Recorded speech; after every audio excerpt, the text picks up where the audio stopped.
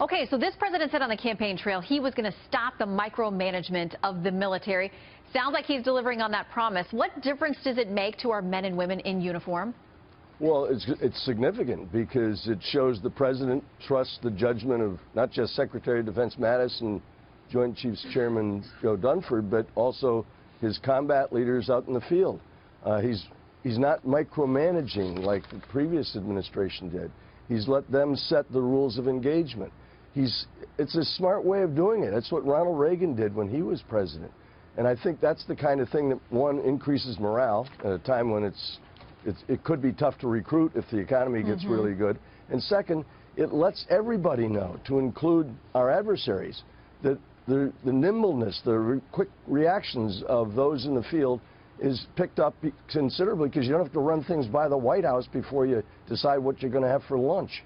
Yeah, and I know personally some really good folks who left the military over the last couple of years because they felt like like you said, it was a morale issue, that they were being micromanaged, that any decision or choice they tried to make was triple and quadruple second guessed, and they left and went into the private sector.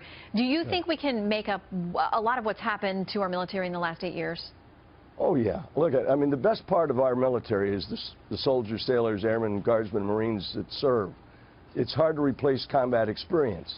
And the idea of keeping good NCOs and good junior officers in the service is not just a good idea from a recruiting perspective, it makes you more combat effective. All of those things improve dramatically when you have a president who, one, trusts you, and that means right down to the fire team level, and who gives people the latitude to do what needs to be done to have victory. He's defined the enemy. He's defined victory. He's letting people know it's your job to make sure you get it in broad strokes, but he's not telling people, how to caulk the seams in the house.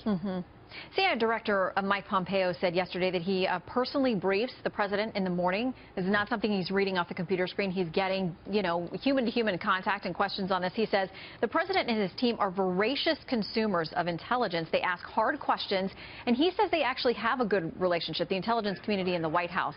What do you make of that? Because, critics on the outside say this guy doesn't know what he's doing. He's bumbling around. He has no military or foreign policy experience. Sounds like he's dialed in. I think he is, and the fact that he sent his son-in-law out with General Dunford to go actually meet the troops in the field is a very positive step.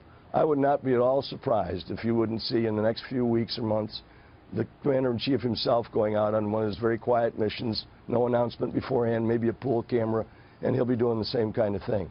This is a man who understands our military, unlike people, at least over the course of the last 8 years, and he's surrounded by people who admire the military.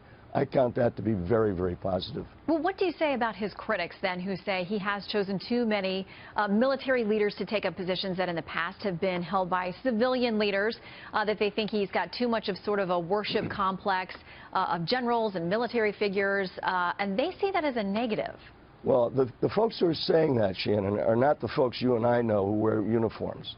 The folks who have been saying that kind of thing are the same ones that have been saying it since 1960s. The college professors that led the riots, the kind of media that is so hostile to those who wear a uniform. They were in heaven when Barack Obama was president. They're suddenly shocked to have a president, as I say, like Ronald Reagan, who admires those who serve in the uniform.